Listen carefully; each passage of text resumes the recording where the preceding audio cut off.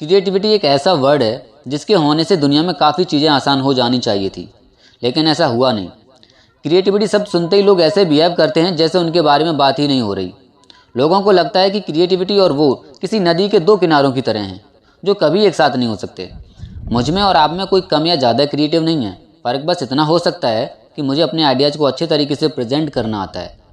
जिन्हें आप क्रिएटिव मानते हैं वो भी ऐसे ही कुछ लोग हैं जो क्रिएटिविटी पर नहीं आइडियाज़ पर फोकस करते हैं। वो आइडियाज़ को इवॉल्व करने पर फोकस करते हैं। आप सोच रहे होंगे कि जब हम क्रिएटिव ही नहीं होंगे तो आइडियाज़ सोचेंगे कैसे, या शायद ये भी सोच रहे होंगे कि क्रिएटिव होना मतलब जीनियस होना। अल्बर्ट आइंस्टाइन, दा विंची और भी बहुत से लोग थे जो क्रिएटिव थे और जीनियस भी, लेकिन आपको पता नहीं होगा कि इनके आइडियाज़ के पीछे इनकी इंटेलिजेंस का बहुत ही कम हाथ था। इंटेलिजेंस और क्रिएटिव थिंकिंग केवल एक पॉइंट तक ही एक साथ काम करती हैं, और ये पॉइंट एक कॉमन सेंस वाला पॉइंट होता है।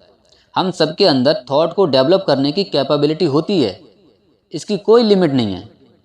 कुछ लोग सोचते हैं कि क्रिएटिविटी स्पिरिचुअल चीज़ों से रिलेटेड होती है, क्योंकि कभी कभी हमारे दिमाग में ऐसी चीज़ें होती हैं जो हमारे कंट्रोल में ही नहीं होती। कुछ लोग क्रिएटिविटी को कला आर्ट से कंफ्यूज कर देते हैं, क्योंकि आर्ट की दुनिया में उन्हें ज़्यादा कुछ समझ है नहीं, और क्योंकि उनके पास आर्टिस्ट का नज़रिया नहीं है तो उन्हें लगता है कि वो क्रिएटिव नहीं है। लेकिन आर्ट क्रिएटिविटी का बस एक पार्ट है। आर्ट सिर्फ क्रिएटिविटी पर डिपेंडेंट नहीं होता, बल्कि इस पर भी डिपेंड करता है कि आप किसी स्किल को डेवलप करने में कितना टाइम इन्वेस्ट कर रहे हैं। अगर आप उन लोगों में से हैं जिन्हें लगता है कि बेटर आइडियाज़ के लिए एक्सपर्टीज़ ज़रूरी हैं, तो मैं आपको बता दूं ये एक बहुत बड़ा झोल है। क्रिएटिविटी के लिए एक्सपर्टीज़ और एक्सपीरियंस दोनों इम्पोर्टेंट हैं। कुछ लोग कहते हैं कि क्रिएटिविटी मतलब सिर्फ ओरिजिनल कंटेंट प्रोड्यूस करना,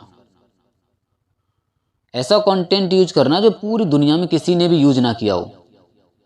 लेकिन मैं आपको बता दूं कि ओरिजिनल कंटेंट प्रोड्यूस करना बहुत ही मुश्किल गोल है, और एक बार अगर आपके दिमाग में कोई यूनिक आइडिया आ भी जाता है तो किसी के पास आपका कंटेंट जज करने के लिए कोई तरीका ही नहीं होगा। ध्यान दें कि नए आइडियाज़ पुराने आइडियाज़ के इम्प्रोवाइज वर्जन होते हैं। फ़ोन को ही ले लीजिए, स्मार्टफोन लैंडलाइन का इम्प्रोवाइज वर्जन है या नहीं? क्रिएटिविटी को लेकर लोगों के दिमाग में एक और बहुत बड़ा मिथ ये है कि क्रिएटिव होने के लिए आपको सारे बंधन तोड़ने होंगे, सारे रिस्ट्रिक्शंस हटाने होंगे। लेकिन ये माइंडसेट गलत है। जब आपको बाउंड्रीज मिलती हैं तब आप आइडियाज़ को जल्दी और अच्छे से जनरेट कर पाते हैं, क्योंकि जब आपको पता होता है कि आपका आइडिया किस काम आना है तब आप एक परफेक्ट और यूजफुल आइडिया के बारे में सोच पाते हैं। रिस्ट्रिक्शंस आपको सोचने के लिए डायरेक्शन और फोकस देते हैं। कुछ लोगों को लगता है कि क्रिएटिविटी बाइनरी होती है, एक स्विच की तरह, या तो आपकी क्रिएटिविटी ऑन रहती है या ऑफ। लेकिन ये भी सिर्फ एक मिथ है, एक स्लाइडिंग स्केल की तरह, और ये कम ज़्यादा होती रहती है। तो इसे सीखा जा सकता है। अगर आप क्रिएटिव बनना चाहते हैं तो ये कुछ मिथ्स थे जिन्हें आपको भूलना होगा। क्रिएटिव थिंकिंग के 5 लेवल्स हैं। Number 1, discover. ये बेसिक लेवल है। जब आप कोई इफेक्ट नोटिस करते हैं, एग्जाम्पल के लिए एक व्यक्ति का ये नोटिस करना कि एक लकड़ी का बड़ा सा टुकड़ा कांपने लगता है जब वो उस पर खड़ा होता है। Second, produce. ये वो लेवल है जब आप किसी इफेक्ट को अपने काम के लिए यूज़ करने में कामयाब रहते हैं, जब भी आपको उसकी ज़रूरत पड़ती है। फॉर एग्जांपल, जब आपको किसी बड़ी हैवी चीज़ को लोड करके जंगल से घर ले जाना है, तभी आपके दिमाग में वो लकड़ी का टुकड़ा याद आता है और आप रोलर स्टिक्स की तरह उसका यूज़ करके उससे भी भारी सामान को घर ले जाते हैं। 3, रिफाइन। क्योंकि अब आपका एक आइडिया सक्सेसफुल रहा है तो आप अपने उस आइडिया में थोड़े बदलाव लाने के बारे में सोचते हैं। एग्जाम्पल के लिए, जब वो लोग गोलाकार लकड़ी के टुकड़े से भारी सामान को जंगल से घर ले जा रहे थे, तभी उन लोगों को एहसास हुआ कि उस लकड़ी के टुकड़े की वर्किंग को शेप और इक्वल डायमीटर देकर अच्छा किया जा सकता है। जैसे पहले बैलगाड़ी में लकड़ी के पहिए लगे होते थे, वैसे ही।